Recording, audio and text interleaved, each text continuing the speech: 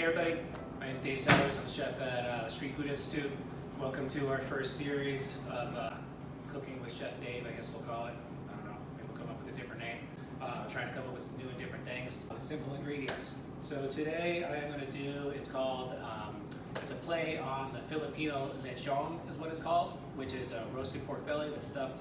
It's kind of a play on, it's the Filipino version of porchetta, which is Italian, which is the same thing, where they roll up the pork belly and stuff it. So very simply we have pork belly. Traditionally it's skin on. I couldn't find one with skin on as per coronavirus time, so we're going to go without the skin. Usually the skin gets a super crispy edge, but it'll still be awesome. So this is a little piece of pork belly. What I already did was I butterflied it in half, so it's this nice big fat piece like that. And then what we're going to do is we're going to flip it over so that seam is on the inside, and we're going to make a little paste that we're going to put on the inside that is common to Filipino ingredients. So our ingredients are very fine diced lemongrass.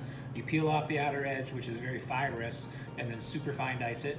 We have ginger, jalapeno, a little bit of sugar, regular sugar, and then we have salt, fish sauce, 3 Crabs is the brand to use, lime juice, and cilantro. So super simple. What we're going to do is we're going to combine the dry ingredients in this food processor. You can use a blender at home if you want. So this is the ginger. Put that in there. Lemongrass. That's 3 stalks of lemongrass, by the way. Jalapeno. And then I'm going to quickly cut up this cilantro. Stems are fine. Stems are good on cilantro, especially when you're going into a puree. So basically we're kind of creating this Filipino herb paste that we're going to put in there. So there we go. We're going to get our other ingredients ready. Lime juice. I'm going to cut a couple limes here. And then we're going to start. So we're going to put just a dash of sugar in there, just a tiny bit, because the sugar actually sort of counterbalances the extreme sort of salty umami qualities of the fish sauce. So what we're going to do is we're going to start pureeing that. So what you want to do first is you want to get it pureed with the dry ingredients before you add any liquid. Because if you add the liquid too soon, it'll just spin around in there and it won't really puree that well. So we're going to do that. Tiny bit of fish sauce. Maybe a teaspoon.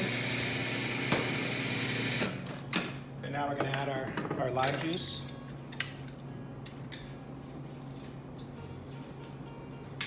Always use fresh lime, of course.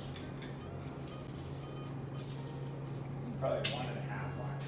I got 2 here, but 1.5 is fine. Just pureeing that.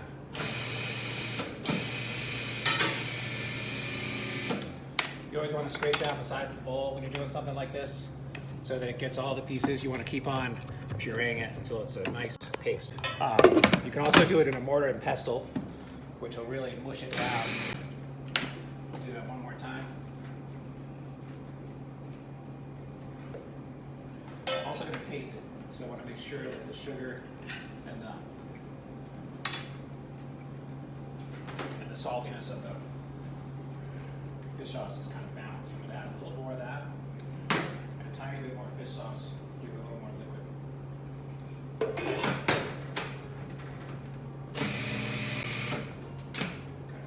Okay. So here we have our paste. Just like that, right? So what we're going to do is we're going to very lightly just season the inside of the pork with salt.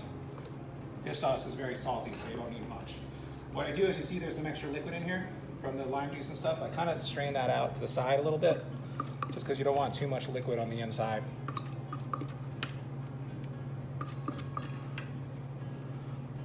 Of the pork. Okay, there we go. Now what we're going to do is we're going to just kind of spread this evenly. It doesn't have to be a thick layer because this stuff is strong. It's spicy and it's super flavorful. Notice how I'm leaving this end here not covered. because when I roll it over, I want it to be able to form a seal and not lose any of the stuff on the inside. Cool. So that's that. Now what we're going to do is we're going to tie it up. You guys may notice I'm not wearing gloves. It's because all this is going to be cooked. So like when you're cooking, the rule is if you're cooking, even in coronavirus times, if you're cooking in the kitchen and anything that you touch is going to be cooked to basically anything over 120 degrees, going to kill any potential bacteria, okay? So now what we're going to do is we're going to roll this. I want to try to get it right to the edge. Again, it's super flavorful, so it doesn't have to be some big, thick layer. Now what we're going to do is we're just going to really simply just kind of roll this over like this, right? I'm just going to keep on rolling it until it becomes a nice, it's okay if some of the liquid comes out. We're going to roll it like that so it's a nice tube, right? We're going to leave that seam side down like that so it's a nice long tube. Just going to clear off that extra liquid. Now comes the fun part. So this is how you tie a roast. A little bit of a trick, you gotta get used to it. You have butcher twine, it's actually easiest if it just stays on the string. You put it underneath the first one, and you tie it like that, and you cinch it. Right? Then what you do is, you want it to kind of you want to try to keep it a nice even shape. You hold it like this, and I turn it around twice like that. And then what you do is you pull it back like this and it becomes a self-cinching knot. You turn it every way at the same time. It takes a little practice, and you could do this with anything. If you stuff any kind of roast, anything like this. You could do it with a pork tenderloin, you could do it with beef tenderloin, anything that's this sort of long, sort of roast. Give yourself a little more room here.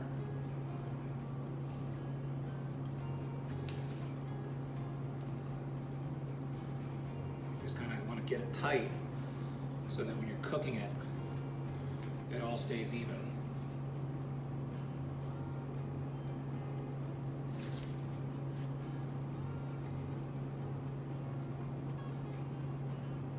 It doesn't have to be perfect, because what's going to happen is after you sear it, it's going to get cut off anyway. I mean, it looks nice.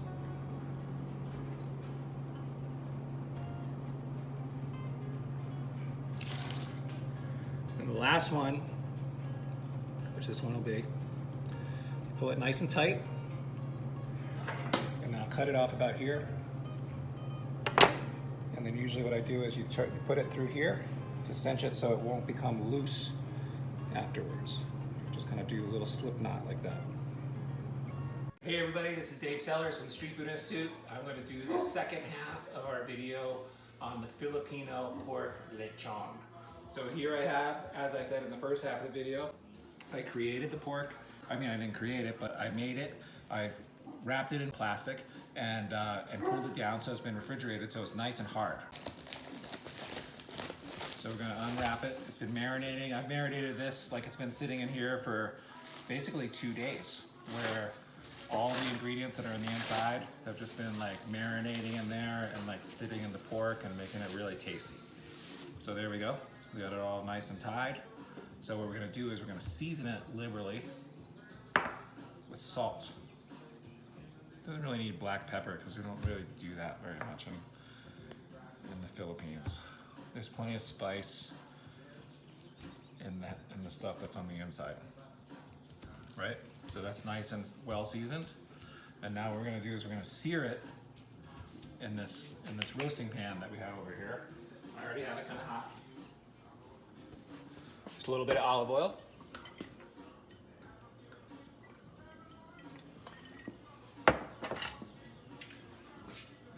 Throw it down. Usually what I do is, you see right here where the seam is, I'll sear that spot first because then it seals it. So we're gonna throw that in there. Just let it sear really nice. You want to kind of medium-high heat where it'll sear it, but you don't want to burn it either, right? So what we're going to do is we're going to sear it on the outside. We're going to throw it in a 325-degree oven until it's cooked all the way through. It'll probably take about, depending on how big it is, it all depends on how thick it is. You can use a poker thermometer, which would probably read 160 degrees when it's done.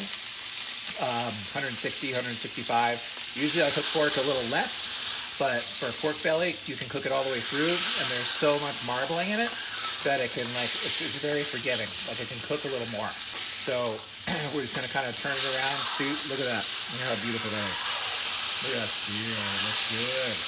So we're just gonna sear it all the way around the outside edge, and then we're gonna throw it in the oven for, like I said, until it's cooked. I think it'll probably take about an hour and a half at 325 degrees. It may take a little longer. If it's fatter, you know, sometimes people make these lechons that are that big around. They could be as big around as like 6 or 7 inches across, and that would take a longer time.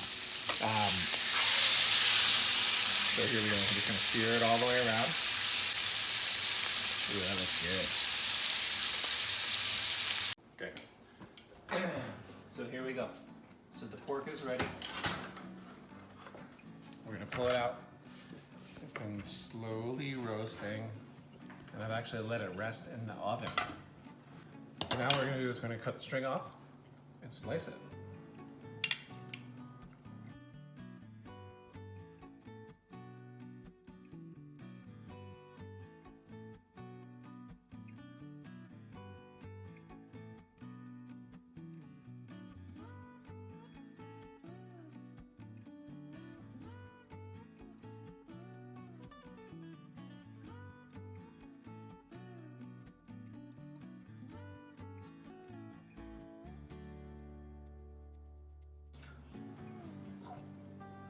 There we go.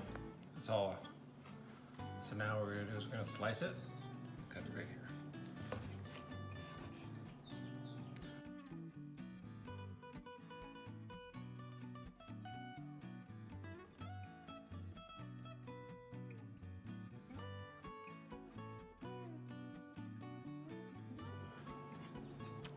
So there we go.